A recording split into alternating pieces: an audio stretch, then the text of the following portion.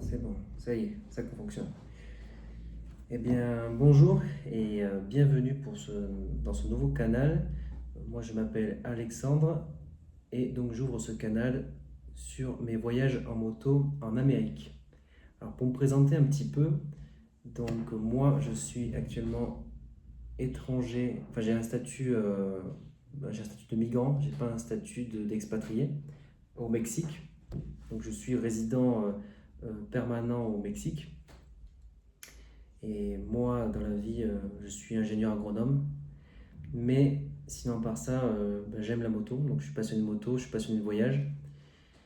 Et donc, j'ai décidé d'ouvrir ce canal 2 ans après pour, euh, pour tout simplement filmer mes voyages, raconter un petit peu mes expériences et aussi vous donner un petit peu des tips sur ce qu'est le voyage au Mexique et ce qu'on peut faire, ce qui est intéressant, ce qui est bon de savoir. Et bien, un peu tout ça, voilà, première vidéo. Donc j'ai décidé de commencer par une vidéo d'introduction pour m'introduire un petit peu sur le net et d'expliquer qui je suis, d'où je viens et mes projets à venir. Voilà. Donc comme je disais, moi j'ai actuellement 2 ans d'expérience de moto au Mexique. Avant en France, je ne faisais pas de moto. J'avais pas de moto, donc j'ai décidé de commencer la moto à partir de là. Et pourquoi faire de la moto au Mexique? Eh ben, déjà, pour commencer, pourquoi le Mexique? Déjà, moi, je suis arrivé au Mexique pour une expérience professionnelle. Mais ce qu'il faut savoir, c'est que ce pays, en comparaison de la France, déjà, c'est un pays beaucoup plus grand. Donc, c'est un pays qui fait 4 fois la France, à peu près en termes de superficie. Et on a des visages qui sont assez divers. Bien que bon, la France ait des paysages assez intéressants pour la moto. Mais vu que l'expérience se prêtait au voyage, moi, je m'étais dit que pourquoi pas le faire en moto. Et en vérité, ça vaut le coup. Franchement, si je peux vous recommander de venir au Mexique pour faire de la moto, c'est assez intéressant. Surtout qu'on a des dénivelés assez intéressants. Et pour vous donner une ordre d'idée, le Mexique, en comparaison de la France, c'est des variations d'altitude assez importantes. Actuellement, par exemple, là où je suis, moi je suis sur le plateau qui est au centre du Mexique, le plateau central, qui est alors donc exactement, moi je suis dans la ville de Querétaro et on est à peu près à 2000-2200 mètres d'altitude. Et ça, c'est un plateau. Donc on est sur un plateau au centre du Mexique. Et par exemple, si vous allez par exemple au niveau de la ville de Mexico, donc on va avoir des variations d'altitude beaucoup plus importantes. Donc on a des, alors c'est pas des chaînes montagneuses. On n'est pas comme en France, par exemple, on va voir les Pyrénées ou les Alpes, on va avoir des chaînes. Ici, c'est des montagnes, mais en fait ces montagnes sont liées par rapport à des activités sismiques et volcaniques. D'ailleurs, oui, on a plusieurs volcans au Mexique. Je crois que même, si je ne me trompe pas, on doit être le deuxième pays à avoir le plus de volcans dans le monde, quand même. Mais bon. Donc, en termes de moto, c'est assez intéressant. Vous avez des voyages assez intéressants, que ce soit au centre du Mexique, voire même sur les côtes. Par exemple, je sais qu'au niveau de Veracruz jusqu'à Yucatan, par exemple, vous avez des paysages vraiment très, très intéressants. Ne serait-ce que pour d'aller en moto jusqu'à là-bas, c'est plutôt sympathique, surtout qu'en fait vous avez un climat qui est différent. D'ailleurs, c'est chose à noter sur le Mexique, c'est que vous avez des climats différents, vous avez des climats type méditerranéen, continental et aussi tropicaux, et désertiques aussi, semi-désertiques, tropicaux, continental et méditerranéens. Ce qui fait qu'aussi vous allez rencontrer des végétations assez diverses, certaines qui sont assez proches de chez nous et d'autres qui sont complètement différentes.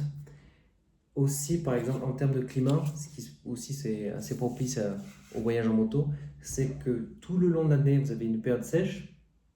Donc, période sèche, c'est à peu près de ouais, ça, octobre jusqu'à au mois de mai, fin mai, ouais non, pardon, de octobre jusqu'à avril. Donc, d'octobre jusqu'à avril, vous avez une période sèche. Et la saison des pluies, donc vous l'avez sur mai, ça commence à mai, mais réellement ça s'acte à partir de juin jusqu'à septembre. Donc vous avez cette période-là de pluie qui est relativement courte parce que là où ça va être de juin jusqu'à septembre, donc c'est pas de 3 mois. Mais sinon le reste de l'année c'est une période qui est plutôt sèche, donc vous n'avez pas de problème pour les pluies, donc pour les voyages en moto. Et en termes de température, on a quand même des températures assez assez propice, assez intéressante, parce qu'on est entre, par exemple, l'été. L'été, c'est avant par rapport à chez nous. Donc l'été, ça va être, par exemple, de mars, ça de mars jusqu'à mai. Mars, avril, mai. Ouais, ça, mars, avril, mai, donc c'est l'été. Et par exemple, l'hiver, donc vous aurez des températures qui vont descendre, par exemple, la nuit à une dizaine de degrés, une dizaine de degrés la nuit, et en journée, on va monter jusqu'à 24. Donc c'est assez confortable. Euh, Réellement, vous n'avez pas besoin d'équipement nécessaire pour passer la saison d'hiver. Par exemple, moi j'ai des gants d'été, des gants en cuir d'été. Donc bon, je ne les ai pas sur moi, donc je ne peux pas les montrer, je peux pas les montrer sur la vidéo. Mais moi j'ai des gants d'été type, ouais, des types gants en cuir. Et ça, franchement, ça me suffit pour toute l'année, hein, même pour la saison des pluies, pour l'hiver. Donc il n'y a pas de problème à ce niveau-là. Et même en termes de veste, moi j'ai une veste type été, ça fonctionne très très bien, il n'y a aucun problème là-dessus.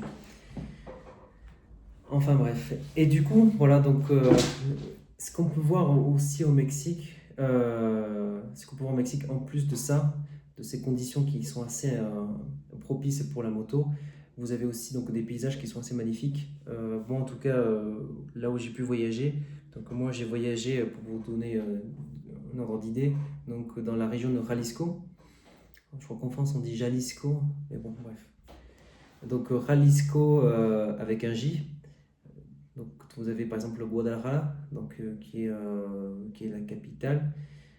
Vous avez par exemple aussi comme autre région où j'ai pu voyager, c'est le Michoacán. Aussi une région qui est très intéressante mais un peu dangereuse malheureusement. Donc on peut faire des petits voyages mais seulement quelques arrêts, mais on ne peut pas réellement faire de beaux voyages comme dans les autres régions. Vous avez aussi la région de Querétaro.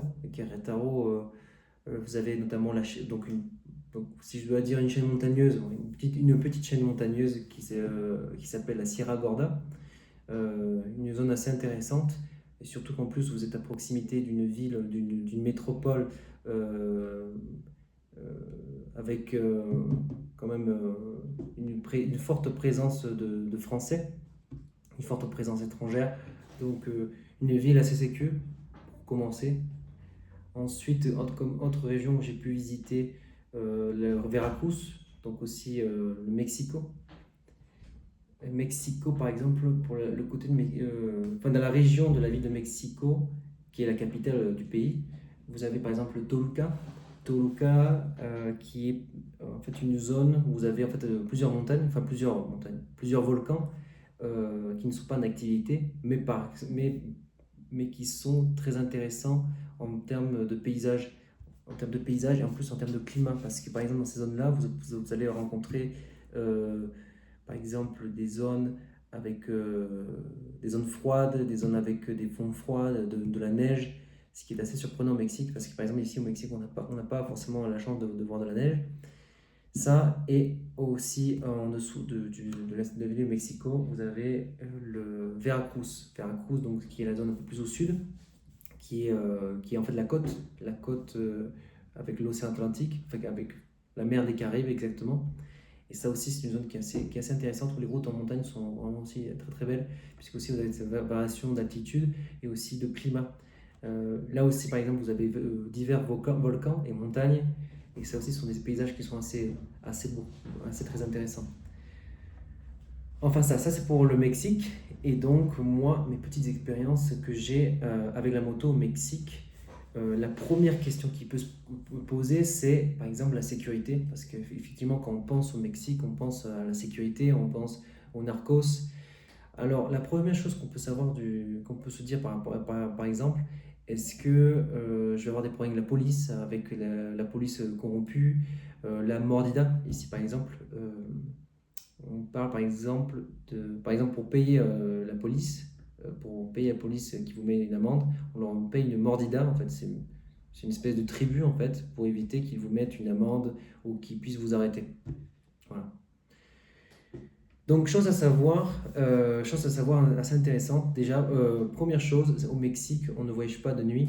Hein. Ça peut paraître assez évident, mais c'est là où en fait on a le plus d'activités criminelles et surtout par les brigands. En fait, ici on a des gros problèmes, on appelle ça los asaltantes ou los asaltos. Donc ce sont des brigands qui en fait vont oui, vous arrêter en fait, vous arrêter et vous demander des rançons ou tout simplement vous sortir de votre véhicule et vous voler votre véhicule.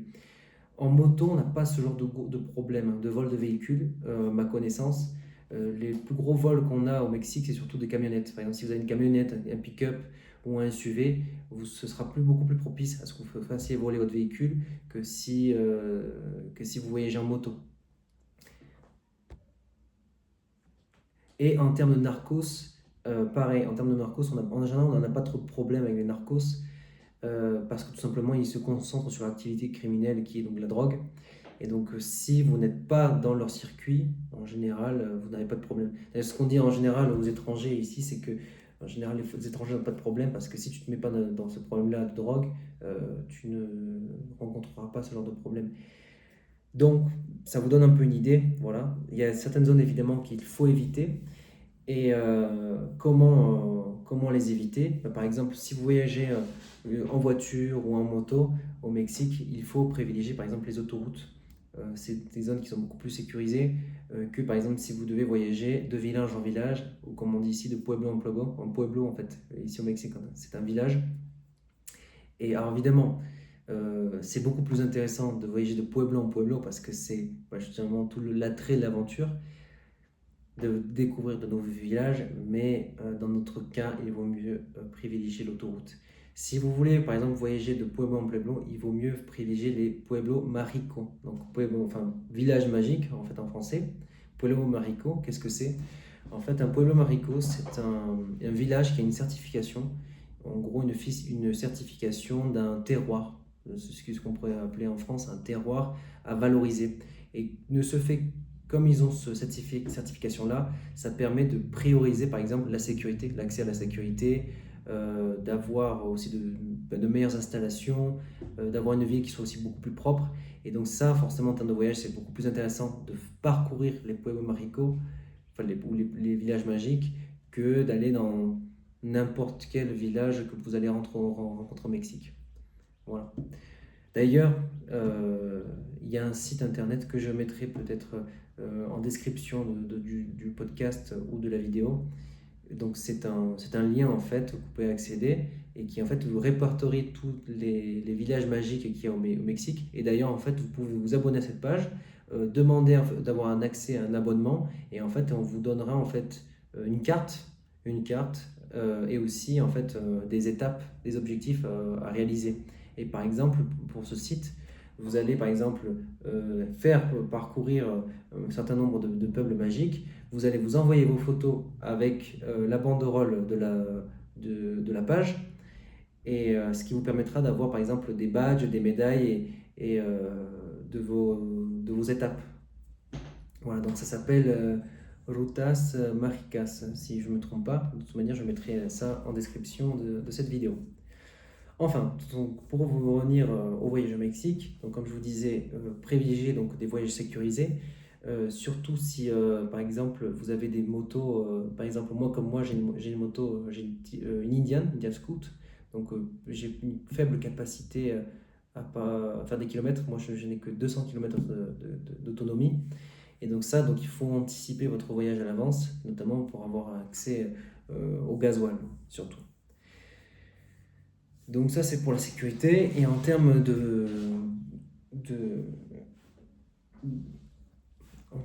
d'accès par exemple à des endroits où dormir, par exemple des hôtels, moi ce que je vous recommande plus c'est l'Airbnb, c'est le plus fiable, c'est le plus facile, parce que forcément les hôtels on ne sait pas où on peut tomber, il y a certains hôtels qui sont un peu miteux, où là ça peut être, voire même certains hôtels ça peut être des repères de narcos. Donc encore une fois, il faut faire attention un petit peu où est-ce que vous tombez. C'est pour ça que bon, moi je vous recommande Airbnb, c'est le plus simple. En plus, vous pouvez contacter à l'avance, l'hôte à l'avance. Et ça, c'est plutôt intéressant que par exemple d'arriver dans n'importe quel hôtel ou motel et d'y rester. Bien que, bon, en général, vous n'aurez pas trop de problèmes. Ça dépend de la zone où vous êtes, évidemment, mais évidemment, il vaut mieux privilégier un Airbnb dans un pueblo mágico et ça fera le taf. Voilà. En termes de police, la police corrompue. Donc, comme je vous disais au début, effectivement, on a de la police qui est corrompue, notamment qui vont vous demander par exemple une mordida. Alors, tout dépend comment elle vous arrête. Par exemple, moi, l'expérience que j'ai eue, en général, je n'ai jamais été arrêté pour de fausses infractions ou alors je n'ai jamais été arrêté sans motif d'infraction. Par exemple, moi, dans mon cas, bon, j'étais arrêté par exemple parce que j'avais le téléphone au volant ou parce que j'avais pas le port de la ceinture. Voilà, et en général, bon, la mordida, tout dépend de là où vous êtes, dans quelle zone vous êtes, mais en général, ça ne se chiffre pas plus, enfin, ça se chiffre à moins d'une centaine d'euros. Par exemple, dans mon cas, moi par exemple, j'avais le téléphone au volant plus la ceinture. J'avais pas la ceinture, donc j'ai payé à peu près une centaine d'euros, ce qui est suffisant. Par exemple, les touristes qui vous disent qu'ils vous ont payé 600 euros de mordida, alors soit c'est un mensonge, soit c'est qu'ils ont payé plus qu'ils ne devraient. En général, il faut que vous sortiez dans votre main, par exemple, entre 400 et 500 pesos, ce qui représente à peu près 20 euros.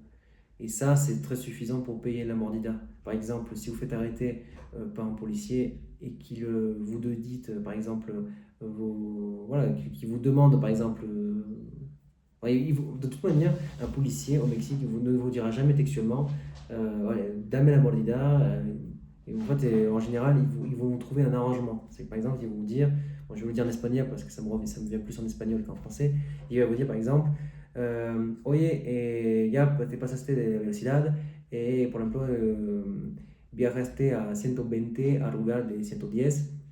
Ok, entonces hay dos formas, o vamos como a la oficina, o tú me das 400 pesos. Enfin, en général, c'est comme ça. C'est qu'en gros, ils vont dire voilà, bon, tu as dépassé la vitesse requise, et au lieu de rouler à 120, bah, tu as roulé je t'ai vu rouler à 110. Non, pardon, au lieu de rouler à 110, je t'ai vu rouler à 120. Voilà, bon, bah écoute, si tu me donnes tant, voilà. En général, même en général, il te dit même pas, il te dira même pas, bon, donne-moi 50 euros. Voilà, il faut trouver le moyen de s'arranger avec eux. C'est-à-dire, par exemple, en général, la phrase type qu'il faut dire à un policier, c'est bon, excusez-moi, monsieur le policier, officiel, comme on dit, officiel, j'ai sur moi 400 pesos. Voilà, c'est tout ce que j'ai. Parce qu'effectivement, si vous voit, si vous voit comme étranger, il vous dit tiens, des touristes, effectivement, il va vous dire tiens, on va laisser un touriste, donc je vais demander 200, 300, voire même il y a même des taxis qui peuvent vous arnaquer en vous demandant quoi, combien 500 euros, 1000 euros. Je crois que c'est arrivé d'ailleurs il n'y a pas très longtemps que ça, un touriste américain.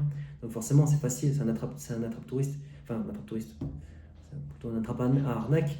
Mais dans ce cas-là, ce qu'il faut faire, c'est ne pas se laisser tomber en fait dans ce piège et se dire bon bah forcément il va me demander 500 euros donc je vais donner 500 euros et parce que comme c'est un policier au Mexique, je vais avoir des problèmes. Non, il faut de toute manière pas oublier qu'un policier qui vous demande la mordida, c'est un policier qui est hors la loi. Donc il n'est pas dans son droit. Donc je veux dire, même il peut avoir des problèmes si ça s'apprend qu'il fait la mordida. Mais par contre, il faut trouver le moyen de se débarrasser de la mordida. Moi, par exemple, dans mon cas, les quelques fois où en fait, j'ai des problèmes de mordida, en fait, j'ai donné ce que j'avais et puis ça suffisait. J'ai pas besoin de donner des centaines d'euros. Voilà, moi, le maximum que j'ai donné, c'est une centaine d'euros qui était quand même inférieur à l'amende. Parce que par exemple, une amende, dans mon cas, c'était à peu près 200 euros et quelques. Parce que bon, pas de port de ceinture plus le téléphone au volant, ouais, c'est à peu près 200 euros. Et en gros, bon, voilà, j'ai dit voilà, soit on fait une amende et donc l'argent revient directement à la police, soit à moi, tu me donnes 100 euros. Bon, c'est réglé.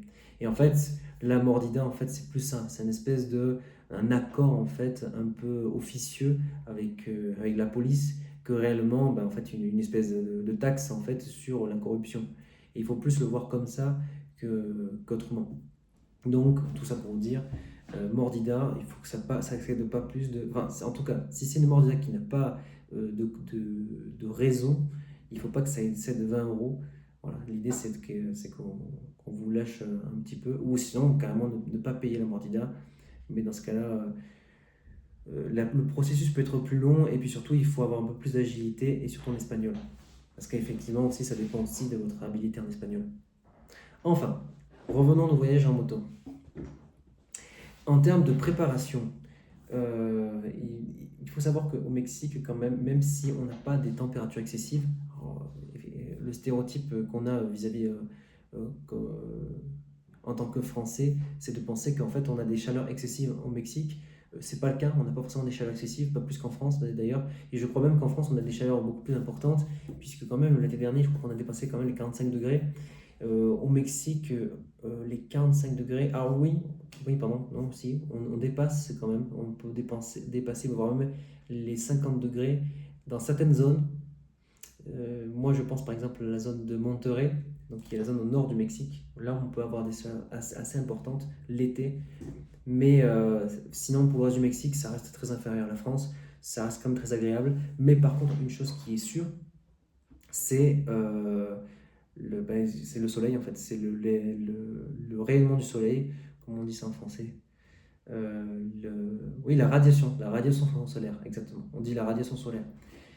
Là-bas, effectivement, donc il faut des anti, on appelle ça, oui, de la crème solaire. C'est pas de la crème solaire, c'est un peu plus, c'est plus fort que la crème solaire. Ça me revient pas. Enfin, bref, je suis en train de penser en espagnol et pas en français, donc forcément, je perds mes mots. Des... Enfin bref, bon, bref, c'est un type de crème solaire, donc c'est un 50 plus. 50 plus, vous pouvez acheter ça en pharmacie, en France ou au Mexique. Au Mexique, ça coûte à peu près une dizaine d'euros, une dizaine, douzaine d'euros. Et en France, je crois que c'est peut-être un peu plus cher, je crois que ça coûte quand même une vingtaine d'euros. C'est pas si cher que ça d'ailleurs si vous l'achetez au Mexique, donc bon, enfin bref, c'est à vous de décider. Mais en tout cas, crème solaire obligatoire, notamment pour le risque de cancer, enfin surtout pour la peau, parce qu'on n'a pas forcément la peau qui est idéale pour ce genre de climat, la peau blanche. Ça, et aussi s'hydrater. C'est important de s'hydrater, surtout que en soi, on ne le perçoit pas parce que comme il ne fait pas excessivement chaud, mais comme les radiations solaires sont assez importantes, en fait, il faut s'hydrater en permanence et pas qu'avec de l'eau. Et en fait, moi, je vous recommande plus de l'eau avec des sels minéraux. Et par exemple, en France, je crois qu'on vend ça aussi pour les bébés. Je crois que ça s'achète en pharmacie. Mais en tout cas, au Mexique, vous pouvez acheter ça. On appelle ça du suero, donc Suero, suero. Qu'est-ce que c'est en fait? C'est des boissons qui sont assez communes dans les pharmacies. Et en fait, c'est des petites boissons où vous avez plein de sels minéraux. Et c'est assez intéressant, notamment quand vous avez des problèmes justement d'hydratation, des problèmes où vous avez des coups de soleil, ou voire même en lendemain d'une cuite. Ça, c'est extrêmement efficace. Voilà, petit tips hein, voilà, pour ceux qui aiment la fête. Mais en tout cas, ouais, donc ça je vous recommande, Suero. Donc il y a plusieurs présentations. Ça s'appelle aussi Suero au électrolyte, donc électrolyte en français, je ne sais pas comment ça pourrait se dire, électrolyte. Ça aussi c'est assez intéressant. Bref, électrolyte, enfin, c'est la même chose, pardon. Donc oui, ça indispensable, donc Blocador. Non, je suis en train de penser en espagnol. Bloqueador en français, c'est crème solaire. Voilà. Crème solaire, électrolyte, ça, et c'est le plus important notamment pour vos longs voyages. Ensuite, au Mexique, en termes par exemple de Wi-Fi, moi ce que je vous recommande, Wi-Fi, tout ce qui est Wi-Fi, réseau cellulaire. Donc il y a deux options. Première option, soit en fait, vous allez contacter une compagnie européenne et vous allez demander d'avoir un forfait international, mais peut-être que ça vous reviendra un peu cher. Deuxième option, c'est d'avoir une carte SIM, donc soit une carte SIM physique, donc vous pouvez l'acheter sur place, qui vous coûtera à peu près 5 euros, et en fait vous pouvez vous faire des recharges et en fait demander à avoir de l'internet, par exemple sur votre téléphone, sur votre smartphone, ce qui vous permettra par exemple voilà, d'utiliser votre GPS, votre Google Maps, Ou deuxième option, si vous avez par exemple les cartes SIM qui sont immatérielles, par exemple, moi j'ai par exemple sur mon téléphone Olafly. Bon, voilà, je ne suis pas sponsorisé Olafly, mais bon, c'est pour donner un exemple. Vous pouvez par exemple avoir une carte SIM temporaire, ce qui vous permet d'avoir accès à Internet le temps de votre voyage. Ça aussi, je trouve que c'est plutôt assez efficace. Enfin bref. Une chose à savoir aussi au Mexique, c'est que vous avez des espèces de boutiques assez polyvalentes qui vendent, enfin pour nous, l'équivalent en France serait une espèce de tabac en fait, qui vendent un peu de tout, qui vendent que ce soit de l'alcool, que ce soit de quoi manger, des forfaits internet, euh, voire même des produits pharmaceutiques. Donc ça s'appelle OXXO. Voilà, OXXO. O-X-X-O. Donc ça, des OXXO, en fait, vous en retrouverez de partout au Mexique, quasiment tous les kilomètres, pour vous donner une idée. Pourquoi c'est intéressant un OXXO? En fait, tout simplement pour faire un arrêt. Pour faire un arrêt, par exemple, vous recharger votre forfait internet, pour par exemple acheter justement le suero ou électrolyte, donc les fameuses boissons et qui vous permettent en fait de vous prévenir euh, des problèmes d'hydratation. Ça et pour diverses choses en fait. Donc en général c'est un spot en fait pour s'arrêter en moto. Et ça en général les OXXO en plus vous en retrouvez partout même dans des stations essence. En termes de stations essence, tiens, c'est bien d'en parler, c'est que pas toutes les stations essence ont de l'essence de bonne qualité. En général, moi, ce que je vous recommande, c'est le Pemex. Donc Pemex, P-E-M-E-X. Donc c'est la station essence nationale qui en général font de l'essence de bonne qualité et qui est pas trop chère. Sinon, vous avez d'autres stations, mais en général, la qualité est plus ou moins bonne. À part Pemex comme bonne essence de bonne qualité, vous avez aussi Mobile, mais Mobile qui est un peu plus cher que Pemex. Vous avez aussi G500 qui est de l'essence un peu moins chère, mais qui est de bonne qualité, qui est des qualités équivalentes à Pemex. Et sinon, pour les autres stations d'essence, moi je vous recommande de les éviter. Mais de toute manière, les Pemex, donc qui est la station d'essence nationale, c'est la plus commune de toute manière. Voilà. Donc, en termes de gasoil, il faudra aussi donc anticiper vos voyages à l'avance. Alors, ça dépend de quel type de voyage vous allez faire. Si vous êtes plutôt trail, si vous êtes plutôt voyage sur l'autoroute. Par exemple, si vous êtes type trail ou double. Comment on dit ça en français? Doble propósito. Bon, par exemple, type BM ou je sais pas quoi, BM, Yamaha. Si par exemple vous aimez aussi bien les voyages sur la route que les voyages par exemple pour faire du off-road, par exemple il faudra envisager d'acheter un réservoir auxiliaire. Ça surtout ça dépend de quel type de voyage vous allez faire, mais par exemple il y a certains voyages, par exemple à la Sierra Gorda, ou voire même par exemple à Toluca, dans le centre du Mexique, vous avez des spots qui sont vraiment très très intéressants, mais c'est des spots parfois à 200 km de pur off-road, voire même 200-300 km sans trouver de station service. Et dans ce cas-là, il vaut mieux pour vous d'anticiper ce côté-là et donc acheter un réservoir auxiliaire.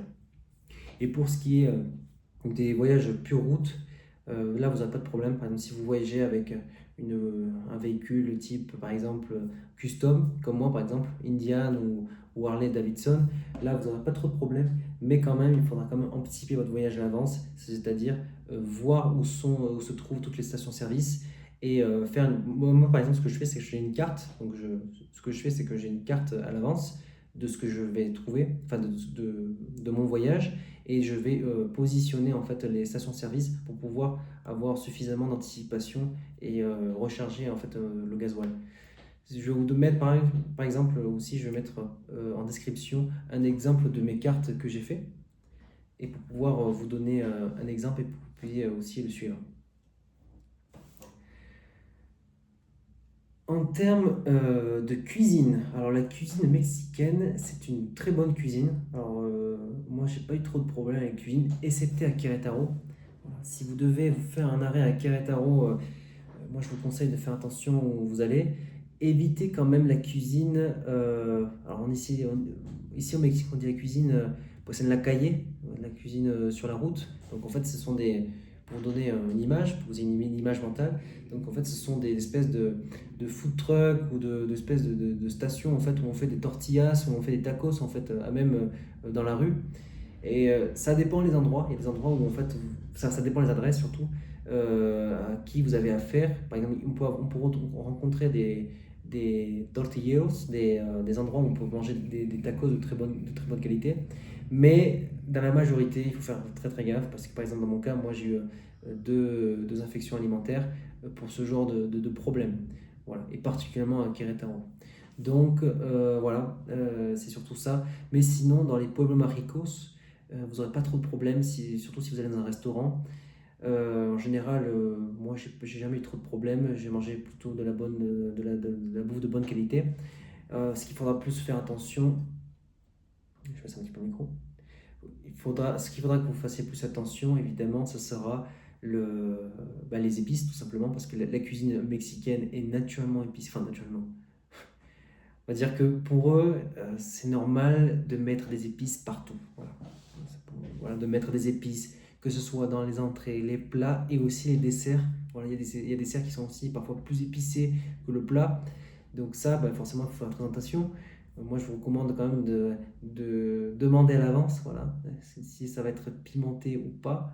Malheureusement, dans tout ce que vous allez manger, ce sera épicé. Donc ça, il faut apprécier. Voilà, il faut aimer ou pas. Donc si vous n'aimez pas la cuisine épicée, malheureusement, ça, vous ne pourrez pas faire grand-chose. Voilà, qu'est-ce que vous pouvez manger au Mexique? Évidemment, plein de choses. Évidemment, que ce soit si vous allez sur la côte, vous pourrez profiter de la cuisine. Vous pouvez profiter de la cuisine de la côte, notamment les poissons. D'ailleurs, je vous recommande quand même de manger tout ce qui est. Alors, par exemple, pour donner quelques idées, ce qui est assez bon à manger ici au Mexique, c'est les mariscos. Donc, les mariscos, c'est des fruits de mer. Les mariscos, los cócteles, et las tostadas. Tostadas, c'est un plat en fait où on va faire une espèce ouais, c'est une marinade de fruits de mer. Et ça, en fait, ça va être posé sur une espèce de tortilla. Et c'est plutôt bon. Mais quand même, moi, je vous recommande de manger ça sur la côte. Par exemple, si vous êtes sur Yucatan, si vous êtes, par exemple, sur Veracruz, ou vous-même, si vous êtes sur, par exemple, la côte Pacifique, par exemple, Acapulco, Los Cabos, qui est aussi un peu plus au nord, proche de la frontière mexicaine. Los Cabos, qui est en Nouvelle-Californie. Basse-Californie, pardon, en Basse-Californie. Là, franchement, c'est les endroits idéaux pour pouvoir manger des produits à base de fruits de mer. Et sinon, à part ça, moi je vous recommande pas trop. Par exemple, si vous êtes sur le plateau mexicain, c'est plutôt d'éviter parce qu'on a quand même d'assez gros problèmes vis-à-vis de la chaîne du froid. Voilà, c'est ma recommandation. Et sinon, qu'est-ce qu'il faut éviter aussi? Ah, une petite recommandation, évitez de manger épicé le soir. Voilà, moi par exemple, un plat que j'aime beaucoup ici au Mexique, ça s'appelle le mole. Le mole, donc en fait, c'est un poulet. En fait, c'est un poulet où en fait on va ajouter une sauce très épicée à base de chocolat d'ailleurs. Mais chose intéressante, c'est que ici le chocolat, en fait, on ne s'en sent quasiment pas. C'est une saveur assez intéressante, moi que j'aime beaucoup, mais qui est très très lourd, très épicé et surtout qui est chargé en fait aussi en caféine en fait. Et ça, en fait, ça vous empêche de dormir, c'est mortel. Donc évitez de manger des choses qui soient lourdes en épices le soir. Voilà, c'est pour mon petit conseil. Voilà, donc ça c'était pour vous donner un peu quelques idées un peu du Mexique. Et donc pourquoi le faire en moto? Évidemment, c'est l'idéal, c'est de faire tous ces arrêts dans tous ces petits villages, de découvrir les paysages. Et forcément, parce que quand on le fait en moto, ça n'a pas la même saveur que quand on le fait en voiture. Et donc là, pour vous donner un petit peu une idée, pour ouvrir un petit peu ce canal, donc je projette de faire des films et des vidéos donc, pour mes prochains voyages. Donc ce sera donc, par exemple, pour mon prochain voyage, ça va être dans le sud du Mexique, à Veracruz, et aussi pour le nord du Mexique jusqu'au Texas. Voilà, donc ça va être mes prochains voyages que je vais préparer, et je ne pars pas seul puisque je pars aussi avec ma copine mexicaine. Voilà. Ah oui, bon, voilà. Un autre tips, si vous avez un copain ou une copine mexicaine, forcément, ça vous sauve la mise sur beaucoup de choses et notamment des problèmes vis-à-vis au surtarif.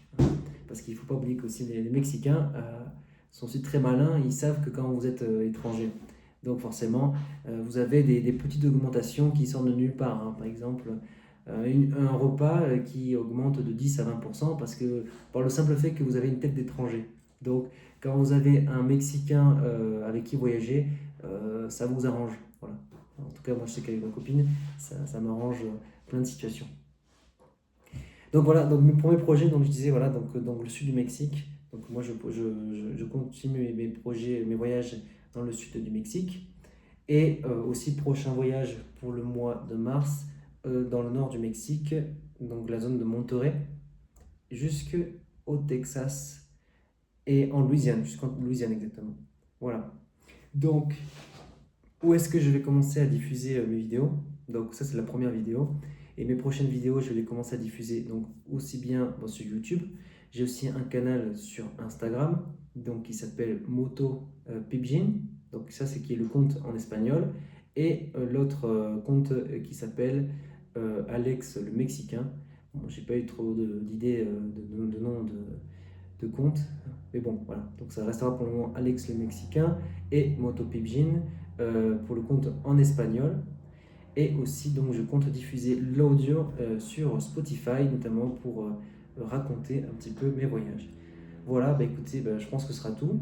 Pas plus que ça de choses à raconter, mais voilà, c'est plus pour introduire ce canal. Et bah écoutez, merci de m'avoir écouté. Si vous m'avez écouté jusqu'au bout, je vous invite donc à vous abonner et puis à me suivre, à mettre des commentaires, tout ça. Et puis voilà, voir un petit peu vos retours. Merci beaucoup. Et je vous dis à la prochaine pour une prochaine vidéo.